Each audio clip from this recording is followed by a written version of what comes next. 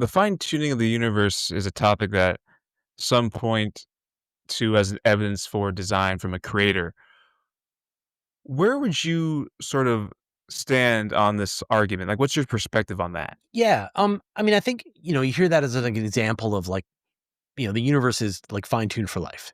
And obviously there's kind of like two ways you can approach it. One is that you couldn't even exist if you didn't live in a universe that had the ability to support life. There could be a quadrillion universes, each of which all of the various characteristics of the universe were somehow different, and gravity didn't work in the right way, or nuclear bonds didn't work, and just life wasn't possible. And so there couldn't Mhm, be life forms to go, is it weird that this universe seems to allow us to live in this universe, right? Um, but when you look at the universe that we do live in, it it it is it sort of feels like it's the minimum viable universe.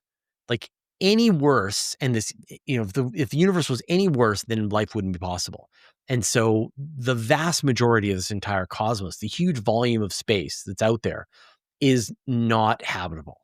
The most common objects in the universe, the stars and stuff, are not habitable. The most of the planets that are out there and the moons and the Kuiper Belt objects and the asteroids that are out there, they're not habitable. Earth itself, when you sort of really look at planet Earth, most of it is not habitable. That you've got a region, just this band from a couple of kilometers above the surface of the earth to a couple of kilometers below the surface of the earth that are habitable.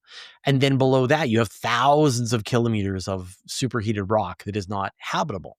And I can imagine versions of the universe that are more habitable, but that's not the one that we live in. We live in the one that, if it was any worse, then we wouldn't be here at all. But it could be better.